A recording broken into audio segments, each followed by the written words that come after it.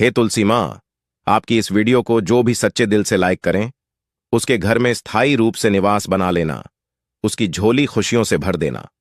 जय तुलसी माँ, उसके घर में कभी अंधन की कमी कभी मत होने देना।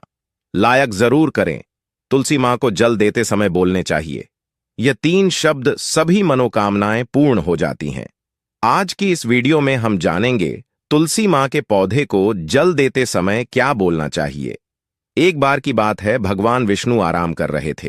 तभी वह मां लक्ष्मी आई और मां लक्ष्मी ने भगवान विष्णु से तुलसी मां को जल देने का महत्व पूछ लिया था।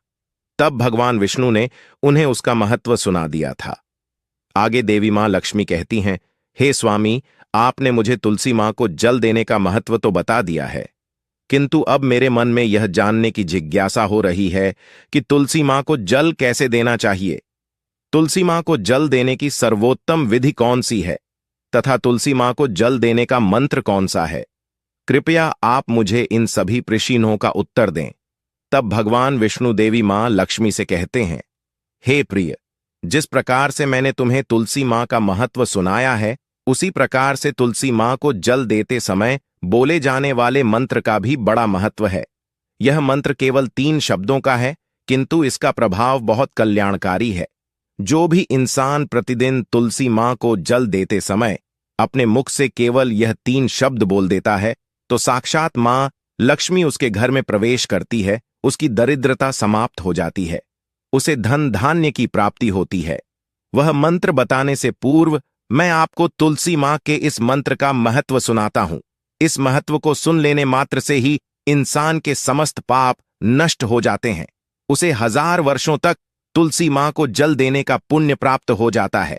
इसीलिए देवी लक्ष्मी, आप इस कथा को ध्यान से पूरा जरूर सुने। देवी मां लक्ष्मी कहती हैं, हे प्रभु, मैं इस कथा को पूरा अवश्य सुनूंगी। आप मुझे तुलसी मां के मंत्र का महात्मा सुनाइए। भगवान विष्णु कहते हैं, हे देवी लक्ष्मी, दक्षिण में एक अत्यंत शोभायमान नगरी थी। उस नगरी में रमेश नाम का एक खोटी बुद्धि का ब्राह्मण रहता था। पापियों का तो वह शिरोमणि था। उसका जन्म एक ऐसे ब्राह्मण परिवार में हुआ था जो पाप कर्म करने वाले, शास्त्र ज्ञान से शून्य थे। वह जन्म से तो ब्राह्मण था, किंतु कर्म से वह अत्यंत दुराचारी था। वह न पूजा पाठ करता, न ध्यान करता, न जप, न हवन और न ही मेहमानों का सत्कार करता था। उसके द्वार पर आए मेहमानों को बिना दान किए ही क्रूरतापूर्वक भगा देता था। स्त्री लंपट होने के कारण वह सदैव ही पराई स्त्रियों में आसक्त रहता था। उसे मदिरापान करने की भी आदत थी। साथ ही वह मांस खाया करता था। वह दिन में खेत में काम करके पत्ते बेचकर जीविका चलाया करता था और रात में वेश्याओं का सेवन करता था। इस प्रकार से उस ब्राह्मण ने अनेक वर्षों तक जीवन व्यतीत किया। फिर एक दिन वह दुर्बुद्धि रमेश बेचने के लिए पत्ते इकट्ठा करने के लिए एक ऋषि की वाटिका में घूमने लगा और पत्ते तोड़ने लगा। तभी एक काल रूपधारी काले सर्प ने उस ब्राह्मण को काट लिया और उसी समय पर उसकी मृत्यु हो गई।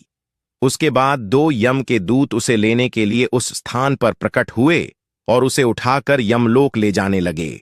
मार्ग में वह यमदूतों के सामने बहुत विलाप करने लगा, हे दूतों, मुझे कहां ले जा रहे हो? मुझे छोड़ दो, मेरे प्राण बख्श दो। किंतु यमदूत उसे यह कहते हुए ले जाने लगे, अरे दुष्ट ब्राह्मण, तेरे पाप कर्मों के कारण तुझे सांप ने काट लिया है। अब यमदेव तुझे अवश्य घोर नरक में डाल देंगे। फिर यम के दूत उस ब्राह्मण को लेकर यमलोक पहुंचते हैं और यमदेव के सामने खड़े हो जाते हैं। चित्रगुप्त उस ब्राह्मण का लेखा जोखा निकालते हैं और यमदेव से कहते हैं, हे धर्मराज, इस ब्राह्मण ने बचपन से लेकर मृत्यु तक पाप ही पाप किया है। इसने कभी कोई पुण्य का काम नहीं किया है।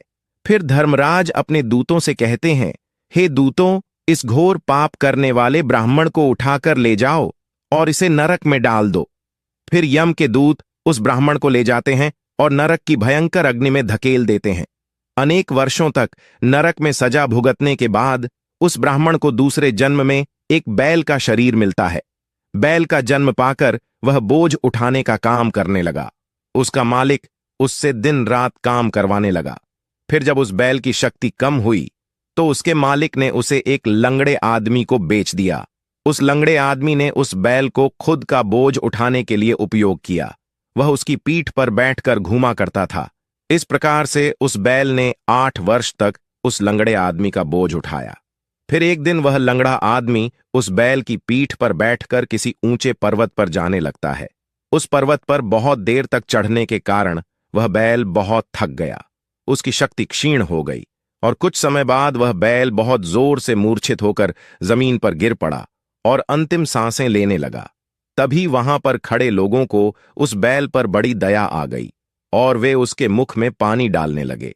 फिर उन लोगों में एक पुण्यात्मा व्यक्ति था। उसने उस बैल का कल्याण करने के लिए अपना पुण्य उस बैल को दे दिया। उसे देखकर अन्य लोगों ने भी अपना अपना पुण्य याद करके कुछ पुण्य उस बैल को दे दिया ताकि उसे मुक्ति मिल सके। उसी भीड़ में एक वेश्या भी खड़ी हुई थी। सभी लोग अपना पुण्य उस बैल को दे रहे थे। यह देखकर उस वेश्या ने भी अपना पुण्य उस बैल को दे दिया। कुछ देर बाद उस बैल की मृत्यु हो जाती है। फिर उस स्थान पर यमदूत आते हैं और उस बैल के शरीर से उस ब्राह्मण की आत्मा को निकालकर यमलोक ले जाते हैं। यमलोक ले जाने पर उसे यमदेव के सामने खड़ा किया जाता है और फिर चित्रगुप्त उसका लेखा जोखा देखते हैं तो वे आश्चर्य में पड़ जाते हैं। उस वेश्या के द्वारा उस बैल को दिया हुआ पुण्य बहुत बड़ा होता है। उस पुण्य के प्रभाव से सभी जन्मों के पाप नष्ट हो जाते हैं। फिर यमदेव उस ब्राह्मण के सभी पाप क्षमा करते हैं और कहते हैं, हे ब्राह्मण, उस वेश्या ने तुझे अपना पुण्य देकर तुझ पर बड़ा उपकार किया है। केवल उसी के पुण्य के कारण तुम्हारे सब जन्मों के पाप नष्ट हो गए हैं और यमदेव उसे फिर से इंसान जन्म प्रदान करते हैं। इस बार वह पृथ्वी पर आकर एक उत्तम ब्राह्मण कुल में जन्म लेता है। उस महापुण्य के प्रभाव से उसे इस नए जन्म में अपने पूर्व जन्म की बातें याद आने लगती हैं। जब वह ब्राह्मण बड़ा हो जाता है तो उसे याद आता है कि पिछले जन्म में जब वह बैल था तब एक वेश्या ने उसे उसका पुण्य दे दिया था। इसीलिए उसके मन में उस वेश्या के बारे में जानने की इच्छा होती है और उस महापुण्य के बारे में जानने के लिए उस वेश्या का पता लगाकर उसे ढूंढते हुए उसके नगर में चला जाता है। वह वेश्या अब बूढ़ी हो चुकी थी। फिर जब उसे वह वेश्या मिल जाती है तो वह उसके सामने जाकर उसे बार बार प्रणाम करता है और उस वेश्या का धन्यवाद करने लगता है। वह वेश्या कहने लगती है, हे ब्राह्मण श्रेष्ठ, आप कौन हैं और किस कारणवश आप मुझ वेश्या को धन्यवाद दे रहे हैं? मैंने आपका कौन सा कार्य किया है जो आप मुझे नमस्कार कर रहे हैं? तब वह ब्राह्मण कहता है, हे मां, मैं वही बैल हूं जिसे तुमने अपना पुण्य दे डाला था। अपने पाप कर्मों के कारण मुझे पिछले जन्म में बैल होना पड़ा था। उस पर्वत पर जब मैं मर रहा था तो तुमने मुझे अपना पुण्य दिया था। तुम्हारे पुण्य के प्रभाव से ही आज मुझे फिर से इंसान जन्म मिला है। तुम्हारे द्वारा दिए गए उसी पुण्य के कारण मुझे अपने पूर्व जन्म की सारी बातें याद है। किंतु हे मां, मैं आज यहां पर यह जानने के लिए आया हूं कि तुमने मुझे उस समय पर अपना कौन सा पुण्य दिया था जिस कारण से मेरे सभी जन्मों के पाप नष्ट हो चुके हैं। मैं उस पुण्य के बारे में जानना चाहता हूं। तब वैश्या ने कहा, हे ब्राह्मण श्रेष्ठ, मैंने तो अपने जीवन में कोई पुण्य के काम नहीं किए हैं, किंतु मेरे घर में एक तोता है जो पिंजरे में रहकर हमेशा कुछ बोलता रहता है, जिसे सुनकर मेरा अंतकरण पवित्र हो गया है। उसी तोते के द्वारा बोले गए मंत्र का पुण्य मैंने तुम्हें दान में दिया था। फिर वह वैश्य और वह ब्राह्मण उस तोते के पास जाते हैं और उसे पूछने लगते हैं, हे शुक, तुम कौन सा मंत्र बोलते रहते हो जिससे हमारे जीवन का उद्धार हुआ है? यह मंत्र तुम्हें किसने सिखाया और इस मंत्र का क्या अर्थ होता है? तब उस तोते ने अपने पूर्व जन्म का वृतांत सुनाना आरंभ किया। वह तोता कहने लगा, हे ब्राह्मण श्रेष्ठ, पिछले जन्म में मैं एक ब्राह्मण था। मैं अपने ज्ञान के अहंकार में अंधा हो चुका था। मैंने कभी गुरुजनों का आदर नहीं किया, सदैव ही उनका अपमान किया। मुझे अपने ज्ञान पर इतना अधिक घमंड हो गया था कि जिस कारण से मेरा क्रोध बहुत अधिक बढ़ गया और मैं सभी से द्वेष करने लगा। अन्य मनुष्यों को तुच्छ समझने लगा, विद्वानों का भरी सभा में अपमान करने लगा। फिर कालांतर में मेरी मृत्यु हो गई और मुझे यमलोक ले जाया गया। पूज्य जनों और गुरुजनों का अपमान करने के कारण मुझे तोते के कुल में डाल दिया गया और मेरा जन्म एक तोते के रूप में हो गया। मेरे पाप कर्मों के कारण छोटी अवस्था में ही मेरा अपने माता पिता से हो गया। फिर मैं पेड़ की डाल पर बैठकर रो रहा था तो उसी स्थान से कुछ मुनि जा रहे थे। उन्होंने मेरी दयनीय पुकार सुनी और मुझे लेकर अपने आश्रम में चले गए।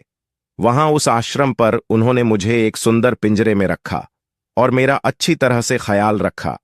वे मुझे प्रतिदिन भोजन दिया करते थे और पढ़ाते थे उस स्थान पर। वे ऋषि मुनि, उनकी स्त्रियां और बालक सभी प्रतिदिन तुलसी मां के पौधे को जल देते थे और उसके सामने एक मंत्र का जाप करते थे। उन्हीं के मुख बार बार उस मंत्र को सुनकर मैंने उसे रट लिया और तभी से मैं उस मंत्र को जान गया हूं और वही मंत्र मैं दिन रात बोलता हूं। उस मंत्र के प्रभाव से मेरी कभी मृत्यु नहीं हुई और मेरी आयु 100 वर्ष की हो गई और मैं इतने वर्षों तक जीवित रहा। इसी बीच एक रात को एक चोर उस स्थान पर आ गया और उसने मुझे वहां से चुरा लिया और फिर इस वेश्या ने मुझे उस चोर से खरीद लिया। इस वेश्या के घर पर आने के बाद भी मैं उस मंत्र को बोलता रहता था, जिसे सुनकर इस वेश्या का मन भी पवित्र हो गया और ने वेश्या का काम छोड़कर भगवान विष्णु की भक्ति करने लगी। उसी मंत्र के प्रभाव से मेरे पूर्व जन्मों के सभी पाप नष्ट हो गए और उसी मंत्र के प्रभाव से इस वेश्या का भी अंतकरण पवित्र हो गया। हे ब्राह्मण देवता, उसी मंत्र के पुण्य से आप भी पाप मुक्त हो गए हैं। इस प्रकार से तोते ने उस ब्राह्मण को और उस वैश्या को सारा वृतांत सुना दिया, जिसे सुनकर वह ब्राह्मण और वैश्या दोनों ही अत्यंत प्रसन्न हुए और फिर वे दोनों ही प्रतिदिन तुलसी मां को जल देकर उस मंत्र का जाप करने लगे। फिर वह ता वैश्या और वह ब्राह्मण तीनों उस मंत्र के प्रभाव से दिव्य विमानों में बैठकर विष्णु लोक को चले गए। भगवान विष्णु कहते हैं, हे देवी मां लक्ष्मी, देखा आपने, केवल तुलसी मां के इस मंत्र के प्रभाव से उस तोते के, उस वैश्या के और उस ब्राह्मण के सभी पाप नष्ट हो गए हैं। इसीलिए प्रत्येक इंसान को रोज तुलसी मां को जल देते समय इस एक मंत्र का उच्चारण अवश्य करना चाहिए। हे देवी, वह मंत्र इस प्रकार है, इसे तुम ध्यान से सुनो। ओम वृंदावने स्वाहा, ओम वृंदावन स्वाहा। भगवान विष्णु कहते हैं कि जो भी स्त्री प्रतिदिन तुलसी मां के समक्ष इस मंत्र का उच्चारण करेगी वह सौभाग्यशाली बनेगी। जो भी पुरुष तुलसी मां के सामने इस मंत्र का उच्चारण करेगा उसे अक्षय धन की प्राप्ति होगी। जिस घर के सामने प्रतिदिन तुलसी मां की पूजा की जाएगी उस घर में साक्षात लक्ष्मी का वास होगा। तुलसी मां का यह मंत्र राज कल्पतरु है। यह समस्त फलों को प्रदान करने वाला है। अतः जो भी तुलसी मां के सामने इस मंत्र का उच्चारण करेगा उसे संपूर्ण सिद्धियां प्राप्त होंगी। स्त्रियों को सदैव ही स्नान करके अपने बाल बांधकर मांग में सिंदूर भरकर प्रतिदिन तुलसी मां को जल देना चाहिए और इस मंत्र का उच्चारण करना चाहिए। रोज तुलसी मां के पौधे की परिक्रमा करनी चाहिए, इससे सभी दोष नष्ट हो जाते हैं। प्रतिदिन शाम के समय तुलसी मां के पास दीपक जलाना चाहिए और तुलसी मां के पास बैठकर भगवान विष्णु की आराधना करनी चाहिए। तुलसी मां के पास दीपक जलाने से इंसान को धन धान्य की प्राप्ति होती है। हजारों अमृत के घड़ों से नहलाने पर भी श्री हरि को उतनी तृप्ति नहीं होती जितनी वे मनुष्यों के द्वारा तुलसी मां का एक पत्ता चढ़ाने से प्राप्त करते हैं। 10,000 गाय के दान से मानव जो फल प्राप्त करता है वही फल तुलसी मां पत्र के दान से पा लेता है। जो मृत्यु के समय अपने मुख में तुलसी मां पत्र का जल पा जाता है वह संपूर्ण पापों से मुक्त होकर भगवान विष्णु के धाम जाता है। भगवान विष्णु कहते हैं, पूर्णिमा, अमावस्या, द्वादशी और सूर्य संक्रांति के दिन मध्याह्न काल रात्रि और अशौच के समय तेल लगाकर बिना स्नान किए अथवा बिना हाथ पैर धोए रात्रि के वस्त्र पहनकर तुलसी मां के पत्र तोड़ता है वह महापाप होता है। श्राद्ध, व्रत, दान, प्रतिष्ठा तथा देव पूजा के लिए तोड़े हुए तुलसी मां पत्र बासी होने पर भी 3 रात्रि तक पवित्र ही रहते हैं। तुलसी मां का एक एक पत्ता ना तोड़कर पत्तियों के साथ अग्रभाग को तोड़ना चाहिए। तुलसी मां की मंजरी सब फूलों से बढ़कर मानी जाती है। मंजरी तोड़ते समय उसमें पत्तियों का रहना भी आवश्यक माना गया है। पूज्य भाव से पौधे को हिलाए बिना तुलसी मां के अग्रभाग को तोड़ना चाहिए। इससे पूजा का फल लागुना बढ़ जाता है। तुलसी मां के पत्तों को कभी नाखून से नहीं तोड़ना चाहिए, इससे पाप लगता है। रात्रि में तुलसी मां के पौधे को स्पर्श न करें अथवा उसके पत्ते न तोड़ें, ऐसा करना अशुभ माना गया है। रात्रि में तुलसी मां का पौधा निद्रा अवस्था में होता है। ऐसे में पत्ते तोड़ने पर पाप ही लगता है। गुरुवार के दिन तुलसी मां के पौधे में थोड़ा सा कच्चा दूध अर्पित करें। दूध चढ़ाते समय ओम नमो भगवते वासुदेवाय नमः इस मंत्र का जाप अवश्य करना चाहिए। तुलसी मां के पौधे के पास शालिग्राम रखें और उस पर तिल चढ़ाए पूजा में तुलसी मां और शालिग्राम को दूध में भीगी हल्दी का तिलक अवश्य करें। शालिग्राम पर तुलसी मां पत्र रखकर चंदन लगाना चाहिए। अगर कोई महिला मासिक धर्म से है तो वह तुलसी मां की पूजा न करें। मासिक धर्म के दौरान तुलसी मां को स्पर्श करने से घोर पाप लगता है, इससे स्त्री की दुर्गति होती है। तो भक्तों, इस प्रकार से भगवान विष्णु ने देवी मां लक्ष्मी को तुलसी मां को जल देने के मंत्र का महत्व सुनाया है। यह कथा आपको कैसी लगी कमेंट करके अवश्य बताएं। अगर यह जानकारी अच्छी लगी तो वीडियो को लाइक जरूर करें। भक्तों, अगर आप मां लक्ष्मी को अपने घर लाना चाहते हैं तो कमेंट